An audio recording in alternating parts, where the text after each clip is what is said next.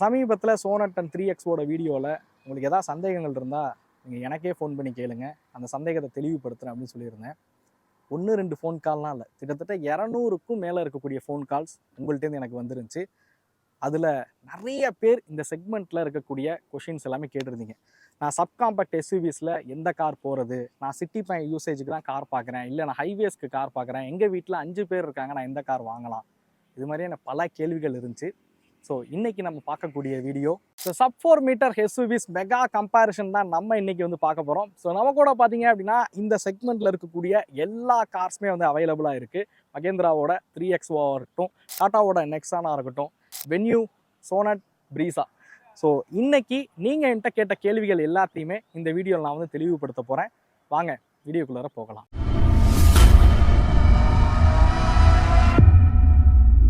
So இந்த 5 காரோட ரிவ்யூமே பார்த்தீங்க அப்படின்னா நம்ம சேனல்லே இருக்குது. ஸோ ஸ்பெக் ரிலேட்டடாக டீட்டெயிலாக தெரிஞ்சுக்கணும் அப்படின்னா மறக்காமல் அந்த வீடியோஸை பாருங்கள். நான் லிங்க் வந்து டிஸ்கிரிப்ஷனில் கொடுத்துருக்கேன்.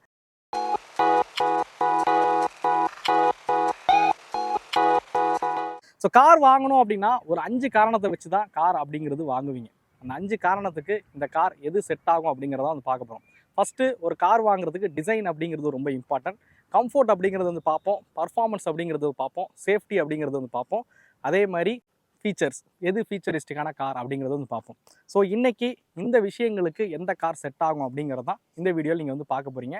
ஃபஸ்ட்டு டிசைனில் இருந்து ஆரம்பிப்போம். ஸோ 4 காருமே சப் காம்பேக்ட் எஸ்யூவிஸாக தான் வந்து வடிவமைச்சிருக்காங்க. 3990 95 mm அந்த ரேஞ்சில் தான் வந்து லென்த் அப்படிங்கிறது வந்து கொடுத்துருக்காங்க.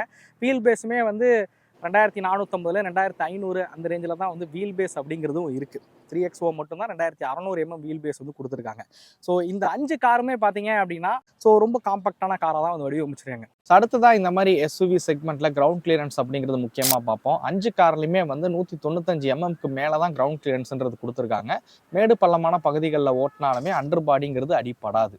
இருக்கிறதுலே அதிகமான கிரவுண்ட் கிளியரன்ஸ் கொடுத்துருக்கக்கூடிய கார் நெக்ஸான் மற்றும் சோனட். ஸோ வீல் சைஸ் பொறுத்த வரைக்கும் எல்லா கார்லையுமே 16 inches வீல்ஸ் வந்து பயன்படுத்தியிருக்காங்க. 3XOட AX7 மாடல் போனீங்க அப்படின்னா 17 inches அலாய் வீல்ஸ் வரைக்குமே ஆஃபர் பண்ணுறாங்க. ஸோ டிசைன் அப்படிங்கிறது எப்போவுமே எல்லாருக்கும் எல்லா காரோட டிசைனும் பிடிக்கும் அப்படின்னு சொல்ல முடியாது. ஒவ்வொருத்தருக்கு ஒவ்வொரு காரோட டிசைன் அப்படிங்கிறது வந்து பிடிக்கும். டிசைன் எப்போவுமே சப்ஜெக்டிவ் தான்.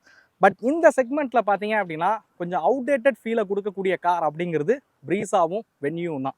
மித்த 3 காரும் பார்த்தீங்க அப்படின்னா நெக்ஸான் வந்து சமீபத்தில் அடுத்த ஜென்ரேஷனை லான்ச் பண்ணாங்க.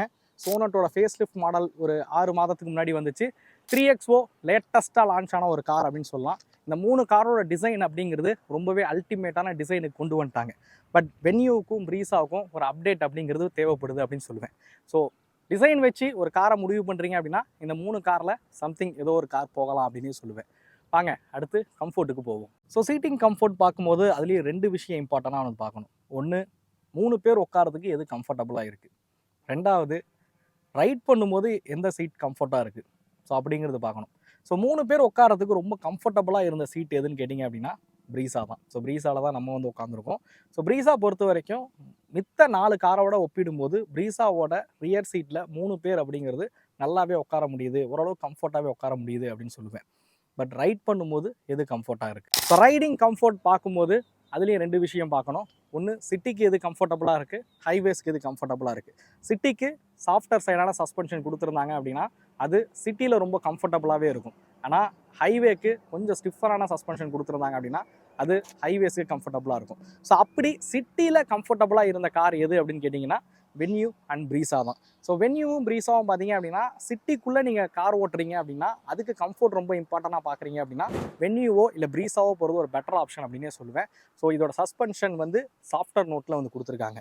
ஹைவேக்கான காராக பார்க்குறீங்க, ஹைவேல தான் நான் ஓட்ட போகிறேன், எனக்கு கம்ஃபர்ட் ரொம்ப இம்பார்ட்டன்ட் அப்படின்னு நினச்சிங்க அப்படின்னா ஐ திங்க் எனக்கு தெரிஞ்சு நீங்கள் சோனட்டோ இல்லை நெக்ஸானோ போகிறது பெட்டர் அப்படின்னே சொல்லுவேன்.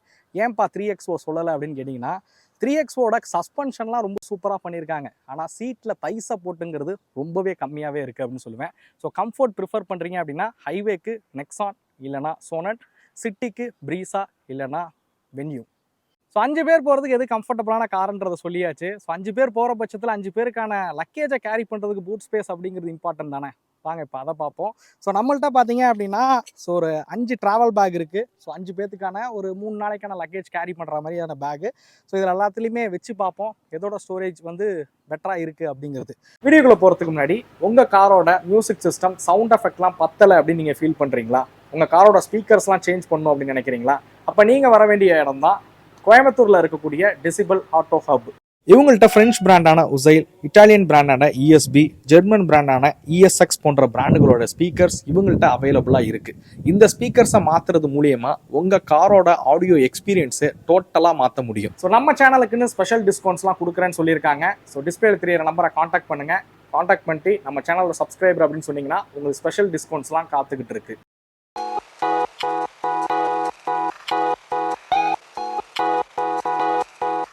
பூட் ஸ்பேஸ் பொறுத்த வரைக்கும் இருக்கிறதுலே சோனட்டில் வந்து 385 லிட்டர் பூட் ஸ்பேஸ் கொடுத்துருக்காங்க.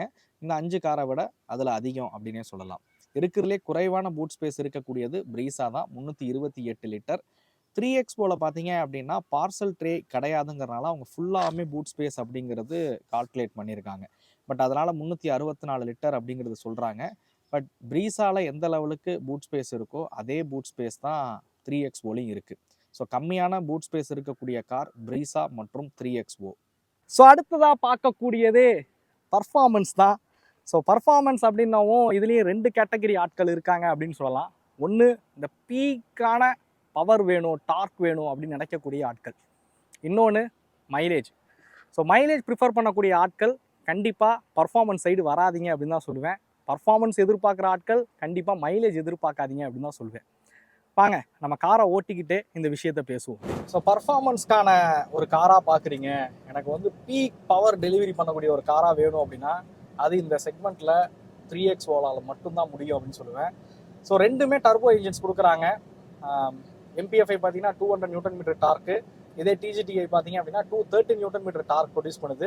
டீசல் போனீங்கன்னா 300 நியூட்டன் டார்க் ப்ரொடியூஸ் பண்ணக்கூடிய ஒரு இன்ஜினும் வந்து கொடுக்குறாங்க. ஸோ பர்ஃபார்மன்ஸ் தான் உங்களுக்கு இம்பார்ட்டன்ட் அப்படின்னா அது 3XOவால் மட்டும்தான் முடியும். இந்த கார் ஹை ஸ்பீடில் ரைட் அண்ட் ஹேண்ட்லிங் ரொம்ப சூப்பராக பண்ணியிருக்காங்க. கார்னரிங் ஸ்டெபிலிட்டி ரொம்ப சூப்பராகவே இருக்குது அப்படின்னு சொல்லுவேன். ஸோ பர்ஃபார்மன்ஸ்க்காக கார் தேடுறீங்க, எனக்கு பர்ஃபார்மன்ஸ் ரொம்ப முக்கியம் அப்படின்னா கண்டிப்பாக 3XO வந்து போகும். ஸோ இதுக்கு அடுத்த கட்டமாக ஹைவே பர்ஃபார்மன்ஸ், ஹைவேல ரைட் அண்ட் ஹேண்ட்லிங் பெட்டராக இருக்கக்கூடிய கார் அப்படிங்கிறது நெக்ஸான், அதுக்கப்புறம் சோனட். ஸோ நெக்ஸானோட டர்போ பெட்ரோல் போகலாம், இல்லை சோனட்டோட டர்போ TGTI இன்ஜின் கூட நீங்கள் போகலாம். இது பர்ஃபார்மன்ஸ் ரிலேட்டடாகவும் பெட்டராக இருக்குது. அண்ட் இந்த 2 காருமே ஹைவேல ரைட் அண்ட் ஹேண்ட்லிங்குமே வந்து பெட்டராக பண்ணியிருக்காங்க. நான் எப்போவுமே சொல்கிறது தான், டர்போ பெட்ரோல்ஸ் போகிறீங்க அப்படின்ற பட்சத்தில், அதாவது டர்போ பெட்ரோல்ஸ் போகிறீங்கன்ற பட்சத்தில் நீங்கள் 3XOவில் டர்போ பெட்ரோல் போனாலும் சரி, இல்லை நெக்ஸானில் போனாலுமே சரி, இல்லை வென்யூ சோனட்டில் டர்போ பெட்ரோல்ஸ் போனாலுமே சரி, அதில் மைலேஜ் அப்படிங்கிறது வந்து 100% வராது. மேபி ஹைவேஸ்க்கு ஒரு 15 கிலோமீட்டர் மைலேஜ் கொடுக்கலாம். சிட்டிக்குள்ளெல்லாம் பார்த்தீங்க அப்படின்னா 10-12க்கு மேலே மைலேஜ் அப்படிங்கிறது வந்து கொடுக்காது. ஸோ மைலேஜ் ப்ரிஃபர் பண்ணக்கூடிய ஆட்கள் வந்து கண்டிப்பாக டர்போ பெட்ரோல்ஸை ப்ரிஃபர் பண்ணாதீங்க அப்படின்னு தான் சொல்லுவேன். ஸோ அப்படி மைலேஜ் ப்ரிஃபர் பண்ணால் நான் எந்த கார் போகிறது அப்படின்னு கேட்குறீங்களா? வாங்க நம்ம அடுத்து அந்த காரை ஓட்டி பார்ப்போம். ஸோ இப்போ நம்ம ஓட்டுற கார் பார்த்தீங்க அப்படின்னா இந்த செக்மெண்ட்லேயே வந்து மைலேஜ் பெஸ்ட்டாக கொடுக்கக்கூடிய ஒரு பெட்ரோல் இன்ஜின் ஆஃபர் பண்ணக்கூடிய ஒரு காருன்னு சொல்லுவேன். என்ன காருன்னு கேட்குறீங்களா? அது மாருதியோட பிரிஸா தான். பிரிஸா பொறுத்த வரைக்கும் பார்த்தீங்க அப்படின்னா இவங்க ஸ்மார்ட் ஹைப்ரிட் டெக்னாலஜி வந்து கொடுக்குறாங்க. ஸோ SHVS வந்து ஆஃபர் பண்ணுறாங்க அவங்களோட ZXi மாடல்களில். ஸோ அதோட மைலேஜ் வந்து 19 கிலோமீட்டர் வரைக்கும் மைலேஜ் கொடுக்கும் அப்படின்னு கொடுத்துருக்காங்க. பட் எனக்கு தெரிஞ்ச ஆவரேஜாக ஒரு 17 கிலோமீட்டர் மைலேஜாவது ஹைவேஸ்க்கு வந்து கொடுக்கும். இதில் பார்த்தீங்கன்னா ஒரு 1.5 லிட்டர் NA இன்ஜின் வந்து கொடுத்துருக்காங்க. டர்போ இன்ஜின் செலவுக்கு இது வந்து டார்க் டெலிவரி பண்ணாது. இது வந்து ஒரு 138 நியூட்டன் மீட்டர் டார்க் டெலிவரி பண்ணக்கூடிய ஒரு இன்ஜின் தான் இது. இதே சோனட் அதுக்கப்புறம் வென்யூவில் இருக்கிற மாதிரி 1.2 லிட்டர் இன்ஜினோட கம்பேர் பண்ணிங்க அப்படின்னா பர்ஃபார்மன்ஸும் கொஞ்சம் பெட்டராக இருக்கும். நிறைய பேர் என்கிட்ட கேட்குறது என்னென்னா, இது வந்து 1500 சிசி, இதே நான் சோனட்டோ வென்யூவோ போனால் 1200 சிசி தானே, அப்போ இதை விட அது அதிகமான மைலேஜ் தானே கொடுக்கும் அப்படின்றாங்க. பட் அதுதான் கிடையாது. காரணம் என்னன்னு கேட்டிங்க அப்படின்னா அந்த கார் கொஞ்சம் பெரிய காரு, பட் அதில் கொடுத்துருக்க இன்ஜின் வந்து ரொம்ப சின்ன இன்ஜின். ஸோ அப்போ அது இழுத்துட்டு போகிறதுக்கு அதிகமான பவர், அதிகமான டார்க் வந்து தேவைப்படும். அதுக்கு அதோட எரிபொருளை தான் வந்து அதிகமான எரித்து மூவ் பண்ணுற மாதிரி இருக்கும். ஸோ அதனால் மைலேஜ் அப்படிங்கிறது 1.2 லிட்டர் இன்ஜினுக்கு அந்த வண்டி மைலேஜுங்கிறது கம்மியாக தான் கொடுக்குது. வென்யூவோ சோனட்டோ ஒரு 1.2 லிட்டர் போகிறீங்கன்னா ஒரு 15 கிலோமீட்டர் மைலேஜ் கொடுக்கும். பட் அதை விட பார்த்தீங்கன்னா ப்ரீஸா வந்து அட்லீஸ்ட் ஒரு 1 or 2 கிலோமீட்டர் வந்து மைலேஜ் வந்து அதிகமாக தான் கொடுக்கும். ஸோ ப்ரீஸா போகிறீங்கன்ற பட்சத்தில் ஸோ மைலேஜ் ப்ரிஃபர் பண்ணுறீங்க அப்படின்னா ப்ரீஸா போங்க அப்படின்னே சொல்லுவேன். ஸோ பெட்ரோல் இன்ஜின் பொறுத்த வரைக்கும் ப்ரீஸா மைலேஜில் பெட்டராக பண்ணியிருக்காங்க அப்படின்னு சொல்லலாம். டீசல் இன்ஜின் போகிறீங்கன்ற பட்சத்தில் பாக்கி அதாவது ப்ரீஸாவில் மட்டும் டீசல் இன்ஜின் கிடையாது, பாக்கி 4 கார்லையுமே டீசல் இன்ஜின் இருக்குது. ஸோ ஆவரேஜாக ஒரு 18 கிலோமீட்டர் வரைக்குமே மைலேஜ் கொடுக்கக்கூடிய ஒரு இன்ஜினாக தான் டீசல் இன்ஜினை வடிவமைச்சிருக்காங்க. ஆனால் பெருசாக யாரும் டீசல் இன்ஜினுக்கு இந்த செக்மெண்ட்டில் ப்ரிஃபரன்ஸ் கொடுக்க மாட்டேன்றீங்க. மெயினாக பெட்ரோல் இன்ஜின்ஸ் தான் வந்து பார்க்குறீங்க. ஸோ அதனால தான் இந்த கம்பேரிஷனில் நம்ம பெட்ரோல் இன்ஜினுக்கு ஃபோக்கஸ்டாகவே பேசிகிட்டு இருக்கோம். ஸோ எல்லா கார்லையுமே இம்ப்ரூவ் பண்ண வேண்டிய விஷயம் வந்து ரோட் நாய்ஸு, டயர் நாய்ஸ் வந்து கேபின்குள்ளே கேட்குது. நான் இந்த காரை நான் குறிப்பிட்டு சொல்லலை, இந்த செக்மெண்ட்டில் இருக்க 5 கார்லையுமே வந்து டயர் நாய்ஸ் ரொம்ப அதிகமாக கேட்குது. ரோட் நாய்ஸ் பார்த்தீங்கன்னா கேபின்குள்ளே அதிகமாக கேட்குது. பட் அதெல்லாம் குறைச்சாங்கன்னா நல்லாயிருக்கும் அப்படின்னு சொல்லுவேன். ஸோ அடுத்ததாக சேஃப்டி ப்ரிஃபர் பண்ணக்கூடிய ஆட்கள் இருப்பீங்க. சேஃபஸ்டான கார் எது? ஸோ இந்த செக்மெண்ட் பார்த்தீங்க அப்படின்னா சேஃப்டி ஆஸ்பெக்டில் வந்து பரவாயில்ல, பல மடங்கு சேஃப்டியில் வந்து முன்னேறி வந்துட்டாங்க அப்படின்னு தான் சொல்லணும். ப்ரீஸாவை தவிர பாக்கி எல்லா கார்லையுமே வந்து ஸ்டாண்டர்டாக 6 ஏர் பேக் கொடுக்குறாங்க. ப்ரீஸாவில் டாப் அண்ட் ZXIல மட்டும்தான் வந்து 6 ஏர் பேக் அப்படிங்கிறது ஆஃபர் பண்ணுறாங்க. ஏபிஎஸ்ஸாக இருக்கட்டும், இபிடியாக இருக்கட்டும், எலக்ட்ரானிக் ஸ்டெபிலிட்டி ப்ரோக்ராமாக இருக்கட்டும், இது மாதிரியான விஷயங்கள் எல்லாமே வந்து ஸ்டாண்டர்டைஸாகவே இருக்குது அப்படின்னு சொல்லுவேன். வென்யூ சோனட்டில் வந்து லெவல் 1 அடாஸ் ஃபீச்சர் வந்து கொடுக்குறாங்க. இதுவே 3XO போகிறீங்கன்ற பட்சத்தில் லெவல் 2 அடாஸ்மே வந்து கொடுத்துருக்காங்க. ஸோ சேஃப்டியில் இந்த கார்ஸ் எல்லாமே வந்து ரொம்பவே இம்ப்ரூவ் ஆகிட்டாங்க அப்படின்னு தான் சொல்லணும். பட் கிராஷ் டெஸ்ட் ரேட்டிங் அப்படின்னு பார்க்கும்போது ஸோ ப்ரூவ் பண்ண கார்ஸ் எதுன்னு கேட்டிங்கன்னா அது நெக்ஸான், அதுக்கப்புறம் 3XO தான். 3XOட ரேட்டிங் இப்போதைக்கு வரல அப்படின்னாலும் 3WO பார்த்தீங்க அப்படின்னா ஆல்ரெடி ஒரு ப்ரூவன் காராக தான் இருந்துகிட்ருக்கு. ஸோ அதோட ஒரு அப்டேட்டட் வெர்ஷன் தான் வந்து 3XO. அதனால் சேஃப்டி ஆஸ்பெக்டில் பார்க்கும்போது 3XOமே ஒரு பெட்டரான ஒரு காராக இருக்கும் அப்படின்னு சொல்லுவேன் சேஃப்டியை பொறுத்த வரைக்கும். ஸோ அதே மாதிரி ப்ரீஸாவை சொல்லலாம். ப்ரீஸா வந்து 4 ஸ்டார் ரேட்டிங் கொண்ட காராக இருந்துகிட்ருக்கு. ஸோ இந்த 2 காருக்கு அடுத்து ப்ரீஸாவோட சேஃப்டிங்கிறது பரவாயில்ல. என்ன தான் 6 air bag, level 1 ADAS features எல்லாமே வந்து வென்யூலையும் சோனட்லேயும் கொடுத்துருந்தாலும் பட் இப்போது வரைக்கும் கிராஷ் டெஸ்ட் ரேட்டிங் அப்படிங்கிறது வந்து வரலை. ஸோ அப்படி வர பட்சத்தில் தான் அந்த சேஃப்டியில் ப்ரூவன் காராக வந்து பார்க்கப்படும் அப்படின்னு சொல்லலாம். ஸோ சேஃப்டி ப்ரிஃபர் பண்ணக்கூடிய ஆட்களாக இருந்தீங்க அப்படின்னா 3XO, நெக்ஸான் இதை ப்ரிஃபர் பண்ணுங்கன்னே சொல்லுவேன். ஸோ அடுத்ததாக ஃபீச்சர்ஸ் ஓரியன்டான காராக ப்ரிஃபர் பண்ணக்கூடிய ஆட்கள் அப்படிங்கிறது இருப்பீங்க. ஸோ ஃபீச்சர்ஸில் பார்த்தீங்க அப்படின்னா அதிகமாக விரும்பக்கூடியது சன்ரூஃப். ஸோ எல்லா கார்லேயுமே சன்ரூஃப் கொடுத்துருக்காங்க. 3XOவில் பேனரோமிக் சன்ரூஃபே வந்து கொடுத்துருக்காங்க.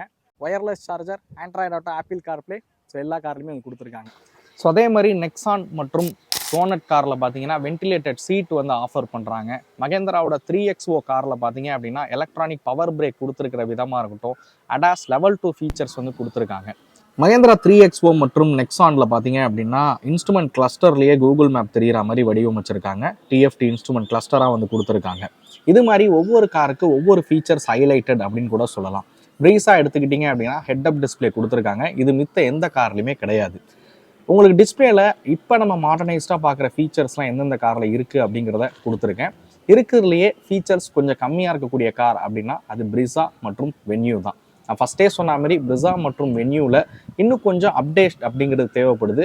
மேபி அடுத்த அப்டேட்டில் இது எல்லாத்தையும் சரி பண்ணிடுவாங்க அப்படின்னு நினைக்கிறேன். பட் 5 காரை பொறுத்த வரைக்கும் பார்த்தீங்க அப்படின்னா டே டு டே லைஃபுக்கு தேவையான எல்லா ஃபீச்சர்ஸுமே வந்து கொடுத்துருக்காங்க தான்.